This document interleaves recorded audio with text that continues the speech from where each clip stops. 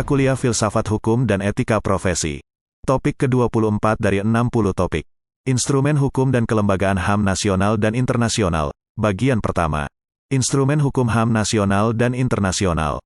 Untuk mengatur pelaksanaan hak asasi manusia, dibutuhkan aturan dan instrumen pendukung. Oleh karena itu, PBB membuat seperangkat instrumen pelaksanaan penegakan, penghormatan, dan pemajuan hak asasi manusia, HAM, sebagai acuan dari setiap negara. Setiap instrumen tersebut mengacu pada Undang-Undang Internasional Hak Asasi Manusia yang diakui secara universal. Tidak semua instrumen tersebut mengikat secara legal, misalnya deklarasi. Walaupun demikian, deklarasi memiliki efek politis jika dilanggar. Sementara itu, konvensi memiliki fungsi yang mengikat setiap negara yang telah meratifikasinya. The International Bill of Rights, atau Undang-Undang Internasional Hak Asasi Manusia terdiri atas 1. Deklarasi Universal Hak Asasi Manusia, 2. Konvenan Internasional Hak-Hak Ekonomi, Sosial dan Budaya, 3. Konvenan Internasional Hak-Hak Sipil dan Politik, 4. Protokol Opsional Konvenan Internasional Hak-Hak Sipil dan Politik, 5. Protokol Opsional Kedua Konvenan Internasional Hak-Hak Sipil dan Politik untuk penghapusan hukuman mati. Beberapa instrumen hukum HAM yaitu sebagai berikut. 1. Hukum kebiasaan. Hukum kebiasaan adalah praktik hukum yang diterima sebagai hukum. Hukum kebiasaan ini menjadi salah satu sumber hukum yang digunakan oleh Mahkamah Internasional dalam menyelesaikan berbagai sengketa internasional, antara lain larangan pembantaian massal, larangan perbudakan, dan perdagangan manusia, dan lain-lain. 2. Piagam PBB. Ketentuan mengenai HAM dalam Piagam PBB, misalnya terdapat dalam ketentuan-ketentuan Pasal 1, Pasal 55, dan Pasal 56. 3. The International Bill of Human Rights. The International Bill of Human Rights adalah istilah yang digunakan untuk menunjukkan 3 instrumen utama HAM beserta dengan protokol opsinya. Instrumen HAM nasional dan internasional. Instrumen HAM nasional, Indonesia. Instrumen artinya alat yang dipakai untuk mengerjakan sesuatu atau seperangkat alat untuk memperoleh data sebagai bahan pengolahan. Suatu peraturan dibutuhkan untuk melindungi HAM. Seperti yang kita lihat dari peristiwa-peristiwa yang ada, pemerintahan merampas hak politik warga negara dengan alasannya mempertahankan stabilitas keamanan. Demi menghindari tindakan perampasan HAM inilah, diperlukan adanya suatu instrumen hukum yang melindungi segenap hak kodrati tersebut. Negara Indonesia adalah negara hukum. Dalam konteks negara hukum, negara atau pemerintah menjamin dan mengatur pelaksanaan HAM yakni mengatur batas-batasnya dan mengatur bagaimana hak-hak itu dilaksanakan demi kepentingan bersama, kepentingan rakyat, kepentingan warga negara, serta kepentingan bangsa dan negara. Berbagai aturan tersebut tercakup dalam Instrumen Hak Asasi Manusia. Instrumen Hak Asasi Manusia, HAM, di Indonesia antara lain sebagai berikut. A. UUD 1945. UUD Negara Republik Indonesia tahun 1945 memuat hak-hak asasi manusia cukup lengkap. Secara garis besar, hak-hak asasi manusia yang tercantum dalam UUD Negara Republik Indonesia 1945 sebagai berikut. 1. Hak asasi manusia sebagai hak segala bangsa tercantum pada alinea 1 pembukaan UUD 1945.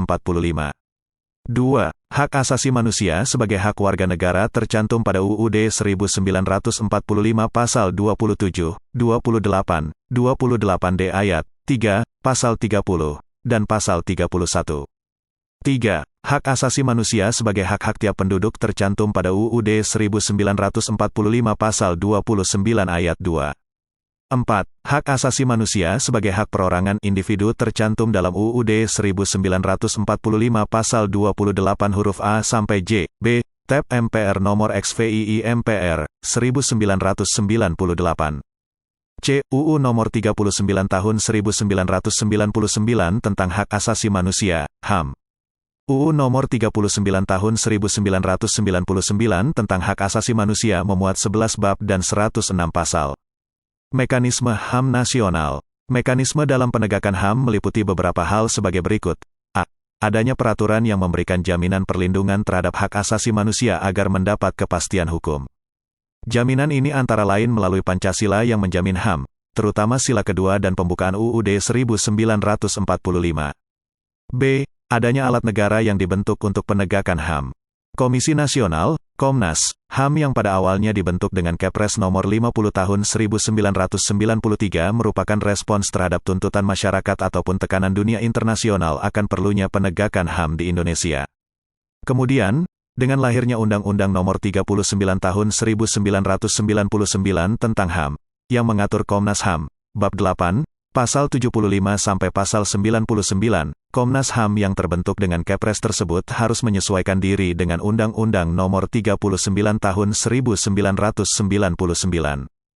Tujuan Komnas HAM adalah mengembangkan kondisi yang kondusif bagi pelaksanaan HAM sesuai dengan Pancasila, Undang-Undang Dasar 1945, dan Piagam Perserikatan Bangsa-Bangsa serta Deklarasi Universal Hak Asasi Manusia. Selain itu, dijelaskan juga bahwa meningkatkan perlindungan dan penegakan HAM guna berkembangnya pribadi manusia Indonesia seutuhnya dan kemampuannya berpartisipasi dalam berbagai bidang kehidupan.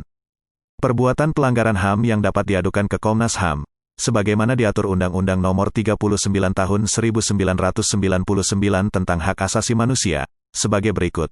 A. Pelanggaran atas hak hidup, hak berkeluarga dan melanjutkan keturunan, hak untuk mengembangkan diri, hak memperoleh keadilan, hak atas kebebasan pribadi, hak atas rasa aman, hak atas kesejahteraan, hak turut serta dalam pemerintahan, hak wanita, dan hak anak. B. Dalam rangka melaksanakan kewajiban atau tugas-tugasnya, Komnas HAM wajib menyampaikan laporan tahunan tentang pelaksanaan fungsi, tugas, wewenangnya, kondisi HAM, serta perkara-perkara yang ditanganinya kepada DPR dan Presiden dengan tembusan kepada Mahkamah Agung. Beberapa alat negara lainnya yang dibentuk dalam rangka penegakan HAM nasional adalah Komnas Perempuan, berdasarkan Kepres. Komnas Perlindungan Anak atau KPAI, Komisi Perlindungan Anak Indonesia, berdasarkan Undang-Undang Nomor 23 Tahun 2002 tentang Perlindungan Anak, Pengadilan HAM, serta Komisi Kebenaran dan Rekonsiliasi, KKR, berdasarkan Undang-Undang Nomor 27 Tahun 2004. Instrumen HAM internasional. Setiap negara memiliki kewajiban moral untuk mematuhi setiap hukum internasional. Namun, kewajiban moral tersebut tidaklah cukup. Deklarasi, misalnya, dipahami sebagai sebuah imbauan moral kepada setiap negara. Oleh karena itu, deklarasi tidak memiliki kekuatan hukum yang dapat memaksa setiap negara. Kalaupun ada sanksi, lebih pada sanksi moral. Artinya, tidak ada sanksi yang bisa dikenakan jika dalam satu waktu negara tersebut tidak mematuhinya. Instrumen internasional hak asasi manusia dibuat sebagai panduan setiap negara dalam melaksanakan penegakan, penghormatan, dan pemenuhan hak asasi manusia. Instrumen tersebut terdiri atas deklarasi, konvenan, konvensi, dan protokol opsional. Oleh karena itu, diperlukan beberapa proses yang mendalam oleh setiap negara agar terikat dengan setiap instrumen tersebut. A. Kovenan adalah sebuah perjanjian multilateral yang mengikat pemerintahan suatu negara dengan hukum internasional untuk membuat satu aturan tentang satu hal atau permasalahan. Konvensi digunakan untuk perjanjian, seperti kovenan hak sipil dan politik.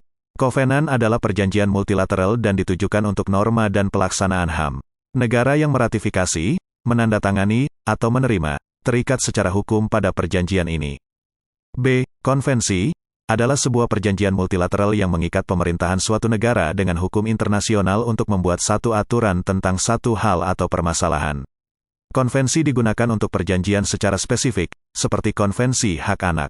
Secara kasar, konvensi mempunyai arti yang sama dengan perjanjian, kovenan, fakta, atau kesepahaman yang semuanya merujuk pada instrumen hukum internasional.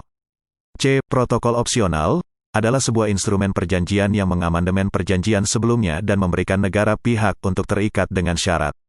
Ini tidak diwajibkan kepada negara pihak walaupun terikat pada perjanjian. Protokol opsional merupakan instrumen yang terkait dengan prosedur yang baru atau norma yang substantif. Setiap negara tidak secara otomatis terikat pada sebuah instrumen. Negara tersebut harus menjadi bagian dari instrumen tersebut melalui proses ratifikasi, aksesi, atau suksesi. Setelah melalui salah satu proses, satu negara akan menjadi negara pihak. PBB tidak mewajibkan setiap negara untuk menjadi pihak dalam semua instrumen tersebut. Ratifikasi adalah proses adopsi terhadap satu perjanjian internasional ke sistem hukum yang berlaku di satu negara. Proses ini hanya dapat dilakukan oleh negara yang sebelumnya sudah menandatangani perjanjian. Ratifikasi terdiri atas dua tindak prosedural. Pada tingkat dalam negeri, ratifikasi membutuhkan persetujuan dari badan konstitusi yang sesuai, biasanya kepala negara atau parlemen. Dalam konteks Indonesia, Ratifikasi dilakukan melalui keputusan presiden atau undang-undang. Aksesi adalah proses adopsi suatu negara terhadap satu perjanjian yang dapat dilakukan oleh suatu negara yang belum atau tidak menandatangani perjanjian yang bersangkutan. Negara-negara meratifikasi perjanjian, baik sebelum maupun sesudah perjanjian diberlakukan. Suatu negara juga bisa menjadi pihak yang ikut serta dalam suatu perjanjian internasional melalui suksesi, yaitu ikut pada bagian tertentu dari perjanjian tersebut atau melalui deklarasi. Dalam melakukan ratifikasi, suatu negara bisa melakukan reservasi atau deklarasi terhadap satu perjanjian. Dengan adanya reservasi tersebut, walaupun terikat dengan sebuah perjanjian, negara tersebut dapat mengajukan keberatan terhadap beberapa hal. Sebagai contoh, Indonesia melakukan reservasi terhadap Konvenan Internasional Hak-Hak Sipil dan Politik, Pasal 1, semua bangsa berhak untuk menentukan nasib sendiri. Berdasarkan hak tersebut, mereka bebas untuk menentukan status politik mereka dan bebas untuk mengejar kemajuan ekonomi, sosial, dan budaya mereka. Walaupun tidak ada penjelasan yang pasti, diduga pembelajaran yang dilakukan oleh pemerintah Indonesia terkait dengan lepasnya Timor Timur, sekarang Timor Leste. Demikianlah materi topik ke-24 Filsafat Hukum dan Etika Profesi. Channel ini membantu memahami mata kuliah bagi para mahasiswa di perguruan tinggi manapun di Indonesia dan masyarakat umum. Subscribe dan like, agar Anda mendapatkan update tutorial lainnya. Bagikan link video ini, agar teman lain juga mendapatkan manfaat channel ini. Sampai jumpa.